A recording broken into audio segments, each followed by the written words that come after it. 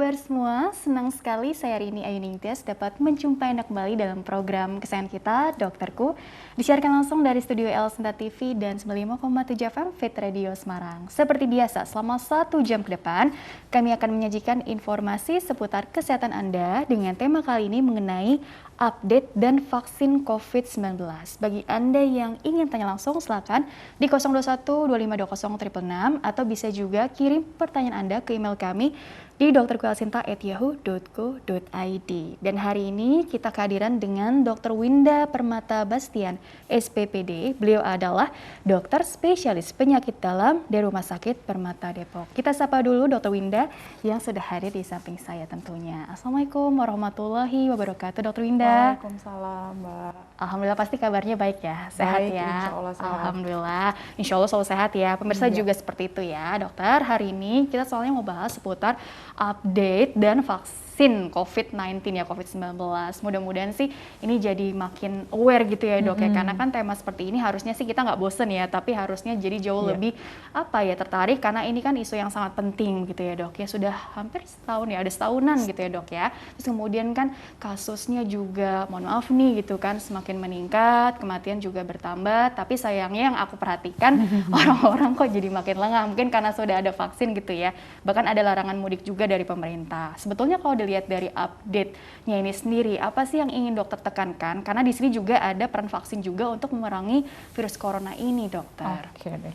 Iya benar sekali Mbak. Memang udah setahun kita ya dari terakhir kan awal pandemi diumumkan di Indonesia itu adalah Maret 2020 dengan kasus 00-nya. Sekarang sudah April, jadi sudah lewat setahun ya. Jadi kita juga sebenarnya bosan dengar COVID terus, tapi ya kita tetap harus update karena COVID itu memang tadi disebabkan oleh virus SARS-CoV-2 yang memang virusnya itu baru. Jadi semua masih mempelajari, beberapa tetap ada update-nya. Tiba-tiba bulan ini ada yang baru lagi begitu.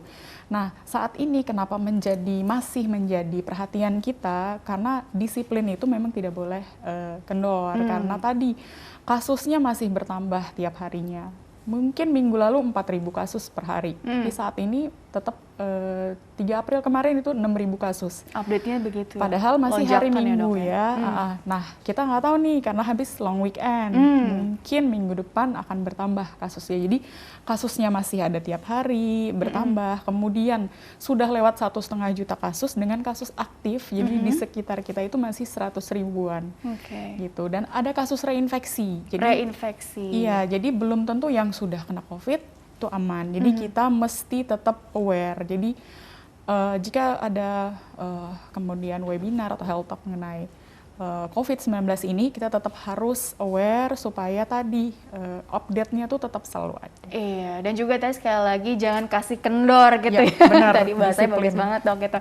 Karena kan memang pengamatan aku tadi pribadi gitu ya dok, orang-orang jadi makin ini sih cuek gitu kan, ada yang malah nggak pakai masker gitu ya. Tapi kan memang kenyataannya seperti itu di lapangan gitu ya dok ya.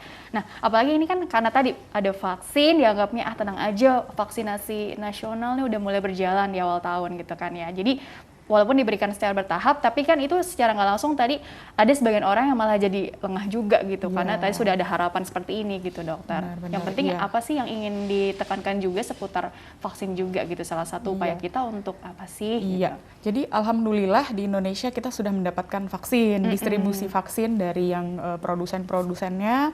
Alhamdulillah Indonesia udah dapet, dan sudah ada di Indonesia programnya sudah mulai dari Januari. Nanti ada beberapa tahapan. Nanti kita bisa jelaskan juga untuk detailnya di segmen 2. Tahapan yang awal itu tadi tenaga kesehatan, kemudian yang kedua lansia dan pelayan publik, dan itu sudah dimulai program pemerintahnya. Jadi vaksin tersebut dimulai pada tahapan tersebut karena pelaku-pelaku tadi, nakes, lansia itu yang resiko tinggi terpapar COVID-19. Jadi garda terdepan ya dok? Iya, sebagai garda terdepan. Dan lansia kenapa, pelayan publik kenapa? Karena kalau pelayan publik hampir sama seperti tenaga kesehatan, jadi sebagai garda terdepan. Kemudian kalau lansia ya tadi dia menyokong angka kematian, kesakitan tertinggi yang menyebabkan perawatan lama, tapi kadang-kadang juga prognosis penyakitnya juga kurang baik begitu. Jadi lebih rentan tadi ya. Iya, vaksin itu penting, tapi memang walaupun sudah ada vaksinasi, kita belum mencapai tadi kekebalan kelompok kekebalan masyarakat belum tercapai. Jadi makanya kita tetap dengan protokol 3M, kita bahkan protokol 5M. 5M ya. Jadi untuk membangun herd immunity dengan vaksin, tapi bukan berarti tadi jadi lengah sekali lagi ya. Harus tetap mematuhi 3M atau bahkan 5M gitu ya dok ya, standar protokol kesehatannya gitu. Karena kan tadi sekali lagi kita berusaha menghindari lonjakan kasus COVID gitu ya dok ya. Karena dengar-dengar juga di luar negeri nih, kita bicara secara global ya, karena kan ancaman global ya, itu kan banyak varian baru gitu ya dok ya. Walaupun mungkin di Indonesia sendiri seperti apa sih sekarang posisinya, ini sebagai gambaran sedikit aja informasi dokter. Jadi mengenai varian baru, nah di di Indonesia kemarin kita sudah diumumkan mengenai ada varian baru yang dari Inggris, yang mutasi tersebut sudah sampai di Indonesia. Sebenarnya itu karena kasusnya itu lebih transmittable saja. Nah, jadi karena sudah ada varian-varian baru, reinfeksi, makanya kita sesegera mungkin jika sudah mendapatkan akses untuk dilakukan vaksinasi, kita sebagai pribadi ya juga membantu selesainya untuk penularan ini gitu, memutus mata rantai penyebaran gitu ya dok ya. Gitu, Mbak. Iya, intinya sih kalau memang sudah ada kesempatan jangan ditunda-tunda gitu ya. Karena juga kan ada sebagian yang mohon maaf saja gitu ya dok ya. Ada juga yang kelompok yang kan kita sering dengar istilah yang kelompok yang ragu gitu jadi hesitance gitu ya dok ya. Jadi ini juga seperti apa sih, karena kan ini sekali lagi ini upaya untuk memerangi virus itu sendiri, kita perlu membangun antibodi ya dok ya, kekebalan ya. Jadi mungkin seperti apa juga penekanannya juga pentingnya. Jadi vaksinasi memang ada, vaksin ini kan sudah ada dari dulu, imunisasi, vaksinasi semata-mata untuk kekebalan antibodi kita. Dari dulu pun sudah ada kelompok yang menentang dengan proses vaksin yang sudah berjalan lama dengan aman sekali, memang sudah ada kelompok seperti itu. Apalagi saat ini memang untuk vaksin COVID itu dia dikatakan tetap baru setahun sudah ada vaksin dan sangat cepat gitu ya. Jadi itu tidak bisa ya sih sebetulnya dok, karena kita lagi pandemi, jadi sudah ada izin darurat. Jadi vaksin COVID izin darurat yang sudah mendapat izin darurat itu sudah aman. Yang sudah di Indonesia itu ada beberapa platform ya, platform itu jenis vaksinnya. Satu yang inaktif, yang kedua adalah yang viral vector. Nah, dua jenis ini ada didistribusikan di beberapa daerah, tapi di Jabodetabek masih yang inaktif yang kita dengar seperti Sinovac, Bio Farma gitu, itu masih memakai platform inaktif. Jadi apapun vaksin yang ada di Indonesia yang sudah mendapat persetujuan darurat itu aman, efek sampingnya ringan. Beberapa mungkin dikatakan kok di medsos atau di TV dikatakan ada yang efek lanjutan lah. Iya, ada efek samping ataupun KIPI, dikatakan ada kasus pembekuan darah, tetapi sudah dievaluasi, sudah dievaluasi itu tidak ada hubungan sebab akibat, gitu. Jadi misalnya di Inggris atau di Eropa tadi dari 5 juta dosis vaksin yang disuntikan ternyata 30 kasus yang terjadi pembekuan darah, tetapi setelah ditelaah lagi itu bukan suatu hubungan sebab akibat, gitu. Jadi ada faktor-faktor lain. Oke, jadi pada intinya memang sekali lagi jangan merasa ragu gitu ya, atau bahkan menunda kalau sudah ada kesempatan sekali lagi gitu ya, dilakukan gitu ya sampai ada tahapannya ya dok ya, tahap pertama, tahap kedua sampai tadi benar-benar mencapai keefektivitasan dari vaksin itu sendiri ya. Jadi biar membangun herd immunity dengan vaksin dengan standar protokol kesehatan yang juga bagus gitu ya dok ya. Semoga Indonesia jadi bebas COVID ya nantinya. Dan dokter, kita jeda dulu sebentar, nanti dilanjutkan di segmen berikutnya akan ada slide yang nanti bisa dokter jelaskan lebih detail lagi di segmen berikutnya ya. Oke, pemirsa jangan kemana-mana, tetaplah bersama kami akan kembali sesaat lagi.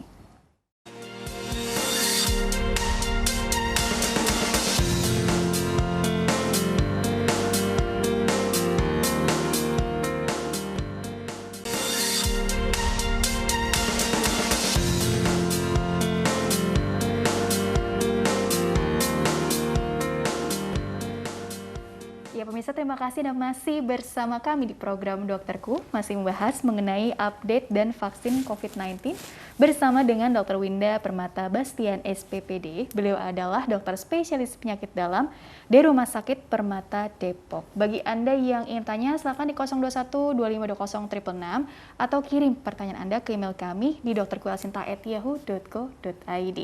Dan dokter, kita lanjut kembali ya diskusinya. Seperti yang sudah disampaikan sebelumnya, akan ada slide presentasi yang bisa Dokter Winda terangkan ya. Jadi ini mungkin bagian pendahuluan ya dok ya. Iya.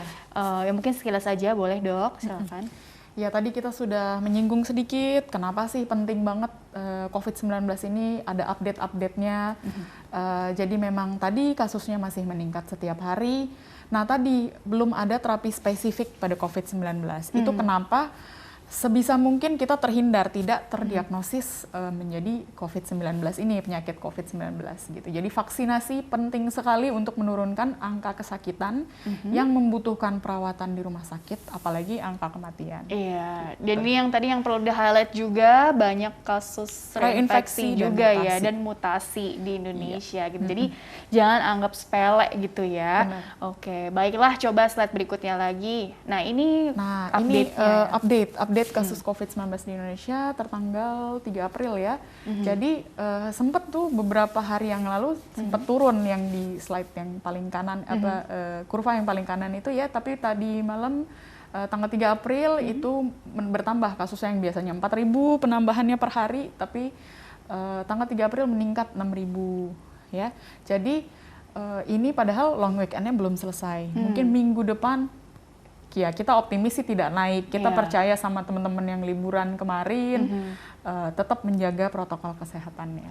Oke. Makanya tadi ada antisipasi nggak mudik dulu gitu ya. Iya, benar. Karena kan belajar dari pengalaman sebelumnya long weekend gitu ya, terus ada kasusnya jadi meningkat gitu ya dok ya. Lonjakan kasus ya istilahnya dok ya. Oke. Nah sebetulnya ini update per 3 April ya dok ya. Kalau mau pantau terus setiap hari ya mungkin jadi naik turun gitu sih dok gitu. Tapi sebetulnya ini udah peaknya atau enggak kan masih belum jelas ya dok ya. Mungkin kita akan menghadapi peak yang kedua, gelombang kedua. Tapi ya kita lihat itu yang di awal kan yang Desember, November itu yang penambahannya itu lebih dari 15.000 kasus per hari. Nah sekarang sudah 1,5 juta, tapi masih ada 100.000 kasus aktif. Jadi sangat penting sekali kita dengan protokol kesehatan kita yang ketat ini. Iya, oke. Coba slide berikutnya ya. Nah ini ya total sasaran vaksinasi ya kita dok ya. Tadi sedikit pesimis, tapi sekarang kita harus optimis juga. Jadi untuk update vaksinasi COVID-19 di Indonesia dari Kemenkes ya, target kita itu karena penduduk kita kan banyak sekali, kita memang keempat terbanyak di dunia, memang itu masih tugas berat dari pemerintah. Tapi kita sebagai individu juga membantu pemerintah supaya kita ikut membantu mencegah transmisi dari COVID-19 ini. Salah satunya dengan vaksinasi. Nah ini targetnya sebenarnya 181 juta jiwa ya untuk mendapatkan vaksinasi supaya tercapai tadi kekebalan kelompok di masyarakat. Tapi tadi tahap 1 sudah untuk nakes itu sudah 1,29 yang 29 juta yang dapat vaksin. Kemudian lansia masih sedikit ya. Lansia itu targetnya 21 juta jiwa, tapi masih 1,6 juta yang mendapat penyuntikan yang pertama yang di kolom yang kedua itu ya. Jadi totalnya itu untuk total sasaran vaksin pada tahap 1 dan 2 ini sebenarnya totalnya 40 juta jiwa. Tapi masih tercapai itu untuk penyuntikan pertama 8,4 juta jiwa, dan untuk penyuntikan kedua yang sudah selesai berarti kan fully vaccinated ya, itu sekitar 3,6 juta jiwa. Jadi mungkin masih dalam proses. 9% tuh Pak. Iya, 9%. Jadi mungkin yang penyuntikan kedua ini mungkin belum selesai apa karena prosesnya mungkin tadi ada kan jaraknya 28 hari atau mungkin berhalangan. Benar sekali. Oke, jadi tapi tetap bismillah kita ikhtiar apa yang kita bisa lakukan gitu ya. Jadi optimis ya dok ya. Benar. Tetap dengan standar protokol kesehatan juga ya. Baik, coba slide berikutnya lagi. Mutasi virus, Jadi kita kan membahas update. Jadi mutasi virus SARS-CoV-2 ini yang sebenarnya banyak sekali, sudah puluhan mutasi virus terjadi karena virus itu selalu bermutasi. Virus selalu bermutasi. Benar. Jadi virus apapun ya. Nah, tapi ada 3 jenis yang menjadi perhatian karena apa? Tadi penularannya sangat mudah, ada yang dia escape dari antibodinya sendiri. Kemudian yang ketiga beberapa kasus ada yang jadi walaupun dia usia muda tapi prognosisnya menjadi tidak baik. Berat ya keadaannya. Jadi ada mutasi Inggris yang B117, kemudian B1351 yang dari Afrika Selatan, dan yang di Brazil P1. Jadi Brazil sudah kasusnya itu gelombang ketiga bahkan. Jadi ini mutasi virus yang paling dikhawatirkan ya, hindari Inggris, saat ini. Afrika Selatan dan Brazil saat ini. Mudah-mudahan sih nggak bertambah lagi dari mana gitu ya dok ya. Stop, sudah situ aja deh gitu. Oke, coba slide berikutnya lagi ya. Ini mungkin kita sudah pada tahu, jadi COVID itu penyakitnya, SARS-CoV-2 itu adalah virusnya. Gitu. Mungkin semua udah pada paham karena kan sudah setahun kasusnya ya. Malah ada yang bilang ini mah nanti jadi flu biasa nih gitu ya, dianggapnya kita seperti itu. Kita pengennya seperti itu, makanya kita sama-sama untuk vaksin supaya pandeminya ini selesai. Iya, coba slide berikutnya lagi. Ini untuk sedikit reminding lagi karena tadi protokol kesehatan menjadi poin penting supaya kita terhindar, dan berikutnya adalah vaksinasi. Nah, kenapa penyebarannya tuh seperti apa? Jadi droplet melalui kontak erat, jadi dengan jarak kurang dari 1,5 meter, tapi tidak memakai tidak memakai masker, tidak menjaga jarak ya. Kemudian droplet juga bisa di permukaan benda yang bertahan, kemudian terpegang sama kita dan kita memegang mukosa seperti hidung dan mulut, nah itu bisa terinfeksi COVID-19 ini. Ketiga itu airborne, jadi udara, itu ada beberapa kondisi, jadi misalnya ventilasinya buruk, kemudian yang kedua ada kondisi-kondisi seperti tindakan gigi, ataupun intubasi, ataupun inhalasi, sehingga virus tersebut menjadi aerosol. Jadi istilah-istilah seperti droplet, airborne, terus juga aerosol, itu kan jadi makin menempel ya di otak kita ya, jadi lebih waspada lagi begitu ya.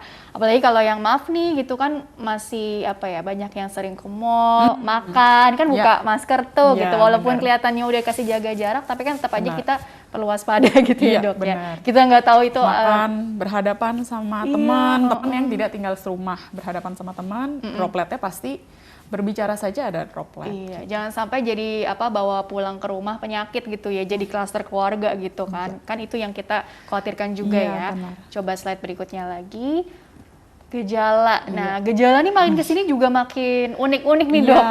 Kalau dulu kan katanya spesifik seperti ini, tapi terus kemudian ada yang nggak bisa mencium sama sekali. Terus makin kesini kok di organ-organ lain yang kita nggak kepikiran ternyata itu gejala COVID loh gitu. Jadi bagaimana sih dok makin kesini nih berkembangnya? Jadi gejala COVID-19 dari dulu itu memang mungkin kita tidak tahu karena kasusnya sedikit. Jadi sekarang ini sudah banyak jurnal kita tahu. Jadi untuk gejalanya itu biasanya inkubasi virusnya setelah kita kontak dengan pasien COVID-19, baik dia ada gejala ringan maupun dia tidak bergejala OTG, itu akan muncul 5 hari setelah kontak biasanya. Nah, nanti akan muncul 2-14 hari, gejalanya itu tidak harus ada demam dan batuk, tapi bisa salah satu dari yang kita lihat di situ. Bisa saja dia datang dengan muntah-muntah, nyeri perut, kemudian kita lakukan pemeriksaan, ronsen di awal kasus itu bisa normal, tidak ada bercak-bercak putihnya. Tapi nanti dalam perawatannya 3 hari setelahnya dia baru muncul gitu. Jadi sangat kompleks, sangat umum sekali untuk gejala COVID-19 ini. Jadi tidak harus ada batuk, demam, kemudian sesak nafas, tapi bisa saja dia datang hanya dengan pusing atau hanya dengan tiba-tiba nyeri dada, jantung berdebar. Dengar sih kok kasusnya tadi yang hanya sakit kepala, pusing, berkepanjangan, terus diare lah gitu ya. Nggak taunya belakangan tuh yang demam atau batuknya itu malah justru belakangan lah gitu. Jadi kan ngeri juga ya gitu ya. Coba slide berikutnya lagi. Ya tadi kan gimana sih cara diagnosis, karena kan gejalanya tadi sangat umum sekali. Jadi ya balik ke klinisi, ke dokter-dokternya, semua akan sekarang kita diagnosis bandingnya jadi lebih banyak, tidak memikirkan dulu datang dengan demam berdarah atau tipes. Sekarang kita memikirkan untuk suatu COVID-19. Jadi diagnosis masih dengan swab. Jadi swab nasofaring atau orofaring itu bisa dengan PCR, TCM juga bisa. Itu yang kita sering dengar ya untuk PCR ini, spesifisitasnya tinggi ya di atas 95%. Kemudian untuk yang kedua adalah rapid test antigen. Kemudian keuntungan rapid test antigen itu dia bisa ditunggu, jadi 30 menit biasa sudah keluar hasilnya. Paling lama 30 menit. Spesifisitasnya juga cukup tinggi, tapi kadang-kadang swab antigen, ya swab tapi rapid test antigen itu negatif, tapi kok swab PCR-nya positif. Terus PCR-nya negatif, kok swab antigennya positif. Nanti ada dibahas di kurva. Penyebabnya apa, tapi dengan standar pengambilan yang benar. Oh iya, oke. Coba apa sih penyebabnya bisa seolah-olah jadi apa sih istilahnya, ada false positive dikiranya gitu-gitu ya. Coba slide berikutnya lagi. Nah, ini kalau yang ini untuk diagnosis. Iya, jadi kita juga dengar yang dulu di awal sekali itu rapid antibody yang diambil dari ujung jari ataupun dari venanya ya. Nah, itu kurang sensitif, tapi ada beberapa kasus kenapa kita memerlukan pengambilan rapid test antibody. Kemudian ada serologi juga. Dan ini bukan untuk diagnostik sebenarnya, tapi ada beberapa kondisi kita memerlukan pemeriksaan ini. Salah satu dengan untuk surveillance. Nah, positifnya itu juga kadang-kadang untuk yang rapid test antibody itu di atas 6 hari gejala, jadi di atas 1 minggu. Nanti di sini ada kurvanya. Oh iya sih, kan ini juga tadi baru semua belajar juga. Awal-awal kan memang masih ngeraba-raba ya. Terus screeningnya inilah gitu, serologi lah, rapid test lah gitu ya. Tapi kan kesini ya udah PCR lah ya gitu ya dok. PCR atau swab antigen. Lebih sensitif, lebih akurat gitu ya, bisa dibilang seperti itu. PCR dan swab antigen sama, tetapi mungkin kalau dari efisiensi biaya kan untuk swab antigen bisa lebih terjangkau gitu ya dok. Biar bagaimana duit ini gitu. Coba slide berikutnya lagi. Nah ini kurva ya, jadi yang di kurva merah yang itu yang saya ada bold warna merah itu adalah swab antigen. Jadi swab antigen itu bisa terdeteksi jika dia diperiksa di H-7 ataupun H+7 gejala. Hari setelah gejala 7 hari. Jadi kalau datang dengan demam 2 minggu atau batuk 2 minggu, itu pasti swab antigennya negatif. Kemudian lalu dokter akan memeriksakan dengan parameter tadi lab ada, kemudian ronsen, lalu diperiksakan swab PCR ternyata positif. Jadi bukan karena swab antigennya negatif palsu, tetapi lebih karena timingnya kurang tepat. Timingnya kurang tepat. Ya, ada juga yang demam 2 hari, swab antigennya negatif, tapi setelah diperiksa, dilihat ini lebih ke COVID, dilakukan pemeriksaan PCR, ternyata setelah dilakukan pemeriksaan PCR 2 hari setelahnya juga positif. Bisa karena viral load. Jadi jumlah virus di tubuh kita juga menentukan bisanya positif atau negatif. Bisa begitu juga ya dok ya? Jadi kalau yang biru itu yang sampai bertahan sampai 6 minggu itu adalah PCR. Jadi PCR bisa misalnya kena nih bulan Januari, kemudian diperiksakan bulan Juni, PCR-nya masih positif gitu. Kok saya isolasi mandiri sampai 5 bulan kan nggak mungkin. Nah jadi kalau ada gejala ringan itu isolasi mandirinya sebenarnya 14 hari maksimal. Setelah itu dia tidak infeksius, jadi tidak menularkan ke orang lain gitu. Jadi bisa beraktivitas. Namun tetap ada istilah gejala-gejala yang sisa ya yang dikatakan long COVID syndrome. Nah itu mungkin aktivitasnya mungkin bisa terganggu di beberapa orang gitu. Jadi untuk parameter diagnosisnya tetap kita menggunakan swab PCR, tetapi ada beberapa penyebab kenapa kok di sini awalnya negatif, kok ini positif gitu. Gitu ya. Oke, coba slide berikutnya lagi. Vaksin kita dan masuk vaksinasi. ke vaksin. Bedanya apa tuh vaksin dan vaksinasi? Jangan bingung ya. Jadi bagaimana dok? Iya. Jadi kalau sebenarnya ini udah dari dulu ya kita sudah paham mengenai imunisasi, apalagi ibu-ibu membawa anaknya ya. Jadi kalau vaksin produk biologisnya, vaksinasi adalah proses di dalam tubuh. Jadi pada saat disuntikan kita mendapat kekebalan. Jadi kita mendapat kekebalan itu satu kekebalan alamiah saat kita terinfeksi COVID atau penyakit apapun. Ini alumni COVID gitu ya. Yang kedua itu dengan vaksin. Jadi dengan vaksinasi kita mendapat kekebalan. Nah, tidak mungkin kita itu mesti terinfeksi semua seluruh Indonesia karena tadi angka kematiannya tuh lumayan tinggi di Indonesia karena beberapa ada obesitas, kemudian komorbid diabetes ataupun hipertensi yang mengakibatkan prognosis penyakit ini menjadi kurang baik ya. Jadi kita perlu dilakukan vaksin. Nah, itulah tadi perbedaan. Vaksin itu produknya, jadi vaksinasi adalah prosesnya. Vaksin produk biologinya, vaksinasi adalah proses di dalam tubuhnya. Benar. Gitu ya. Coba slide berikutnya lagi. Tujuannya nah perlu ditekankan kembali dok. Iya benar. Jadi tadi kita di segmen sebelumnya sudah ditekankan bahwa vaksinasi COVID adalah salah satu cara untuk mengurangi transmisi COVID-19 ini. Dan tadi kalau dia transmisinya turun, angka kesakitannya turun, angka kematiannya pun turun. Dan jika sudah 70% masyarakat dilakukan vaksinasi, maka akan tercipta kekebalan kelompok sehingga virusnya itu sendiri jadi lemah.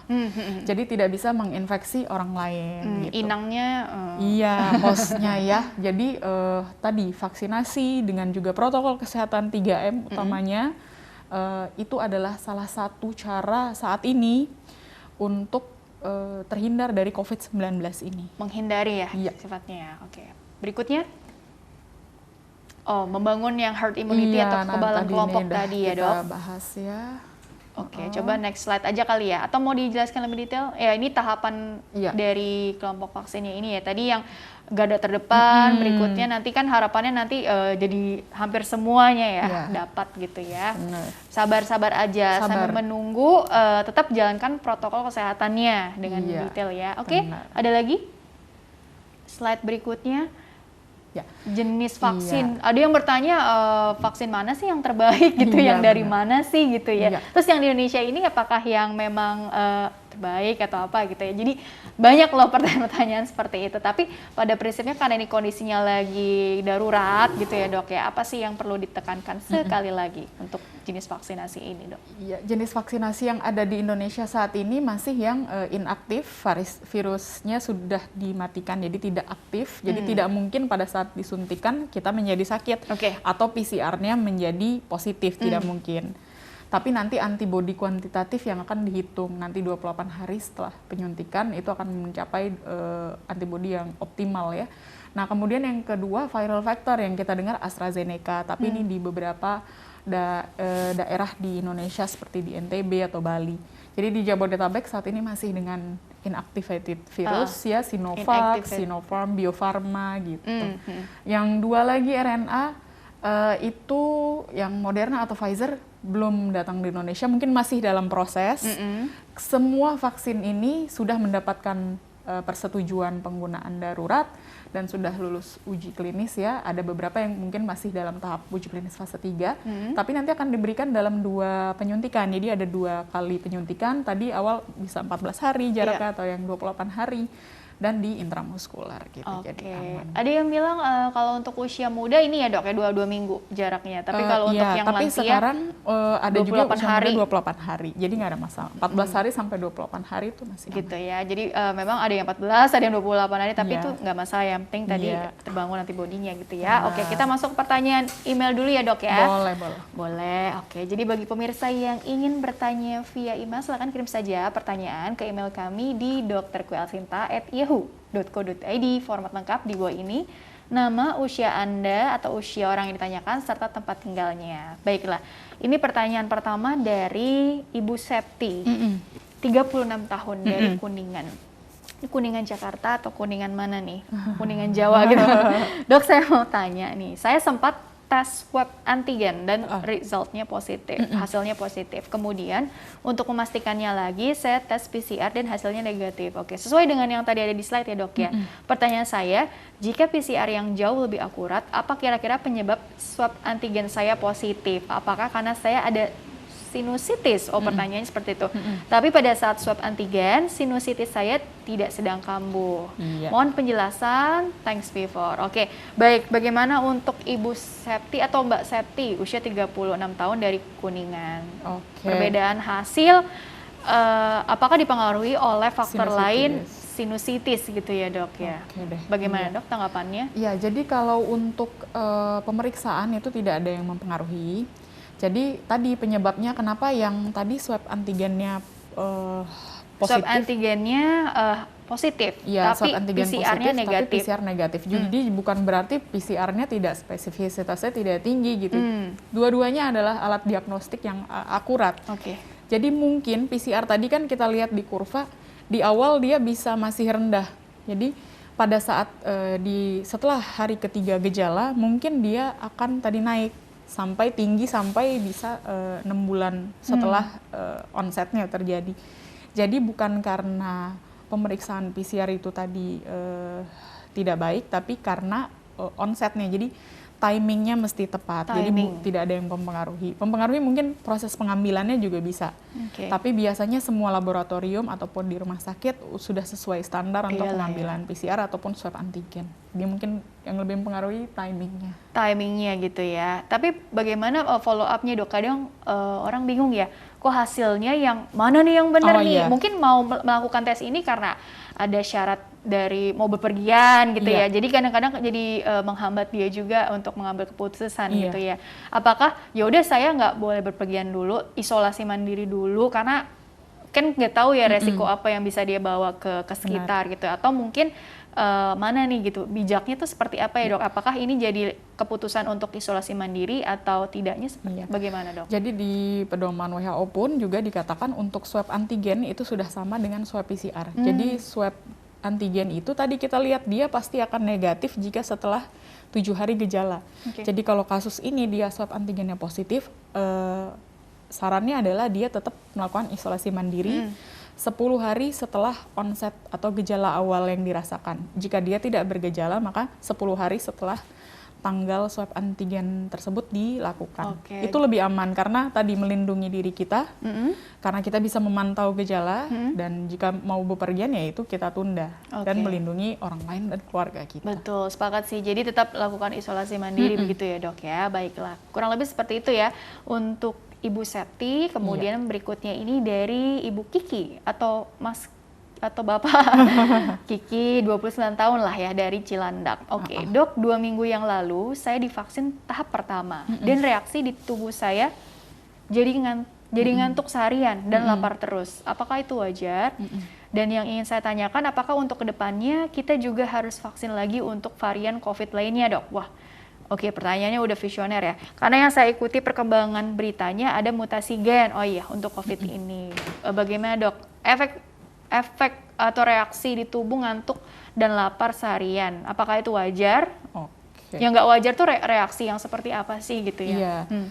Jadi kalau terima kasih pertanyaannya bagus dan update ya. Jadi penting sekali update. Jadi untuk kasus seperti itu sangat umum sekali terjadi. Jadi setelah penyuntikan, baik penyuntikan pertama ataupun kedua, ada yang ngantuk, ada yang lapar. Tapi umumnya lebih ke pegal, karena kan tadi yang disuntik adalah intramuskular, jadi ke otot gitu. Tapi nanti gejala tersebut akan hilang sendiri. Jadi wajar sekali, dan itu bukan suatu efek samping yang berat. Tadi efek samping, apapun vaksin, itu efek samping pasti ada gitu.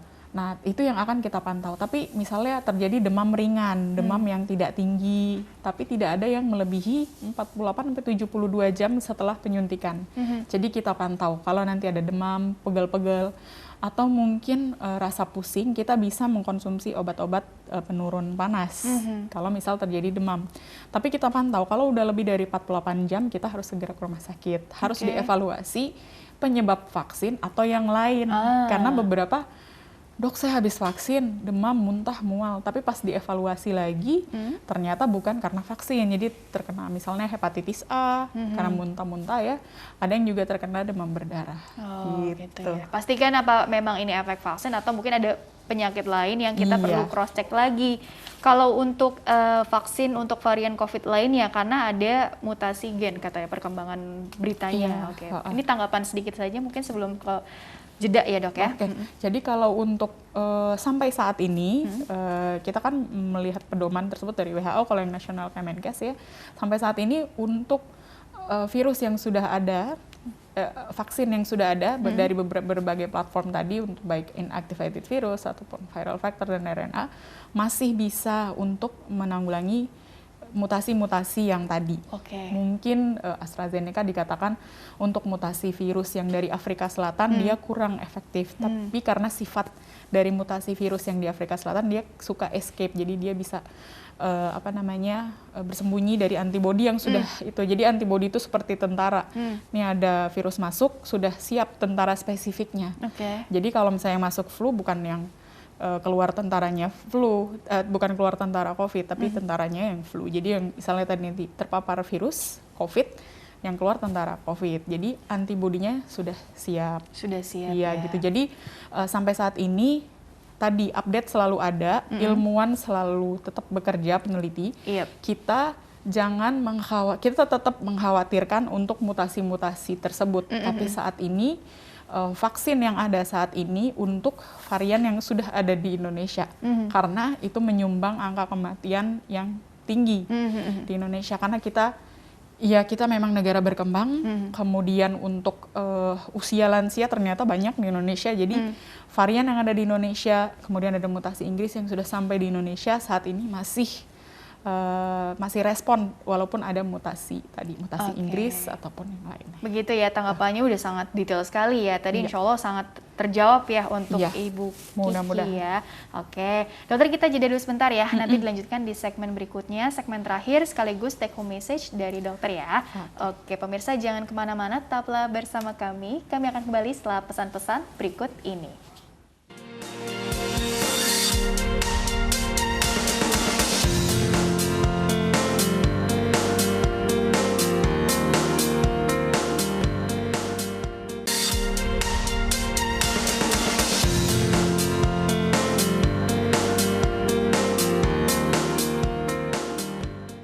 Ya pemirsa, terima kasih Anda masih bersama kami di program Dokterku. Masih bersama dengan Dr. Winda Permata Bastian, SPPD, dokter spesialis penyakit dalam dari Rumah Sakit Permata Depok, masih membahas mengenai update dan vaksin COVID-19. Dan Dr. Winda dilanjutkan sebelum ke take home message-nya ya. Ini ada 2 slide terakhir nih mengenai siapa aja sih yang diperbolehkan ya, atau layak lah ya, istilahnya layak divaksin, dan yang belum layak ya, bukan tidak layak kali ya. Nah, benar. Layak divaksin nih, ternyata ada syarat-syaratnya juga ya, artinya seperti apa kelompok yang mungkin dikatakan layak. Benar. Jadi layak divaksin, jadi kelompok layak divaksin, misalnya ini semua update ya, jadi awal-awal penyintas COVID dan ibu menyusui dan pasien autoimun kayak sakit lupus ataupun grave disease yang tiroid, itu belum layak vaksin. Namun update tadi kan uji klinisnya baru keluar. Nah, jadi ada update untuk penyintas COVID lebih dari 3 bulan, ibu menyusui dan juga penderita pasien autoimun ataupun pasien-pasien penderita penyakit kronik, penyakit gagal ginjal tapi yang stabil ya. Kemudian gagal jantung yang stabil, walaupun ada irama jantungnya tidak teratur juga tapi stabil, terkontrol, maka tinggal meminta surat layak vaksin dari dokter yang kita kontrol tiap bulan. Gitu. Kemudian atau bisa langsung datang ke vaskes yang terdaftar tadi gitu. Yang paling penting yang layak divaksin semua dewasa sehat ataupun tadi dengan penyakit penyerta yang stabil di atas 18 tahun. Terkendali gitu ya. Di atas 18 tahun. Lansia boleh gitu. Jadi jika kita ragu, kita tinggal kontrol ke dokter yang kita tiap bulan rutin kontrol, maka kita bisa memintakan untuk surat layak vaksin dan nanti diserahkan kepada tadi kita terdaftar petugas di vaskes mana. Tapi kan pastinya akan ada screening dulu di awal dong. Pasti, di setiap supaya aman. Fasilitas kesehatan manapun. Benar. Ya Pak. Pasti kan nggak akan kecolongan lah ya. Kan tensi diukur dulu, ditanya dulu ada komorbid apa Bu, terkendali atau enggak, ya kan Pak, gitu ya, paling gitu ya Dok ya. Tentunya pasti ada wawancara dulu lah ya. Iya, terus obat rutin jangan di stop. Misalnya hipertensi, obatnya harus dikonsumsi. Karena pada saat vaksin hari tersebut datang, tensinya 190 ketunda. Jadi malas bolak-balik kan sebenarnya. Paling kayak gitu aja ya, intinya sih konsul dulu juga nggak masalah ya Dok. Ya, artinya kan nggak usah takut bagaimananya gitu ya. Nah ini ada yang layak, berarti ada yang belum layak nih. Gitu ya. Seperti apa yang belum layak ini? Artinya maaf ditunda dulu deh gitu ya, karena kondisi tertentu ya. Jadi kan layak. Kita menghindari supaya kita tidak bolak-balik ya kan. Jadi pada saat kita sudah terdaftar di aplikasinya ke vaskes mana, tekanan darah tadi, pasien-pasien yang menderita hipertensi konsumsi obat rutin. Karena kalau saat penyuntikan tadi dilakukan pengukuran tekanan darah tinggi, takutnya tertunda. Yang lagi demam, yang lagi sakit, suhu di atas 37,5 mungkin akan ditunda. Mungkin nanti setelah sembuh bisa 3 hari, 1 minggu dilakukan tadi reschedule jadwal lagi ke vaskes tadi. Nah, kemudian yang belum layak adalah ibu hamil. Itu belum layak. Kemudian penyakit penyerta dalam kondisi akut ya, seperti tadi gagal jantung, tapi misalnya jalan dari 1 meter saja sudah sesak nafas, ataupun penyakit hati berat yang benar-benar matanya kuning, kemudian perutnya buncit, jadi dalam keadaan sirosis, itu mungkin sudah dalam kondisi akut itu belum layak divaksin. Nah, orang-orang tersebut yang kita lindungi tadi, kalau misalnya ada kekebalan kelompoknya tercapai, orang-orang tersebut terlindungi karena kita sudah divaksin. Iya, itu juga pasien Gitu. kanker tadi Iya, ya. pasien kanker boleh kalau sudah terkontrol. Oke. Sudah Tadi satu lagi remisi. apa ya setelah pasien kanker tuh? Riwayat alergi berat. Oh, itu sih iya resiko Ini ya, kalau Dok, ya? bukan alergi berat terhadap obat. Jadi kalau alergi berat terhadap obat tinggal dikatakan saja kepada petugas vaskesnya kalau memiliki riwayat alergi berat. Tapi kalau alergi berat terhadap vaksin COVID yang penyuntikan pertama, maka penyuntikan kedua tidak kita lakukan. Gitu ya. Jadi Anggapannya lihat nanti, case by case-nya gitu ya. Benar. Oke, Dokter Pinda, karena waktunya juga terbatas, jadi closing statement atau take home Oke. message-nya mengenai tema hari ini yaitu update dan vaksin COVID-19 kepada kita semua. Silakan, Dokter. Oke, jadi untuk COVID-19 ini memang ilmunya update terus, jadi kita tetap harus melihat info, tapi juga dari sumber yang terpercaya dan jangan percaya berita-berita yang mungkin belum tentu benar, jadi mesti diklarifikasi. Saat ini COVID-19 itu kasusnya masih meningkat setiap hari, maka protokol 3M, memakai masker, mencuci tangan, dan menjaga jarak, jika bisa ditambah dengan 2M lagi jadi 5M, menjaga untuk mobilisasi dan juga menjauhi kerumunan, serta vaksinasi, itu akan sangat melindungi kita supaya terhindar dari COVID-19 ini. Jadi penting sekali. Dan vaksin yang ada di Indonesia sudah mendapat persetujuan penggunaan darurat dan dipantau, selalu dipantau, dimonitor, jadi aman, tidak mengakibatkan kita sakit COVID. Wah, bagus sekali ya penjelasannya. Dokter, terima kasih telah berbagi ilmunya di sini. Insya Allah membawa banyak manfaat untuk orang banyak, sukses dan berkah selalu untuk Dokter Pinda ya. Amin. Amin ya Rabbal Alamin. Dan pemirsa, terima kasih juga Anda telah mengikuti program ini. Saya Rini Ayuning Tias beserta seluruh petugas mohon undur diri dari hadapan Anda. Sekian dan sampai jumpa.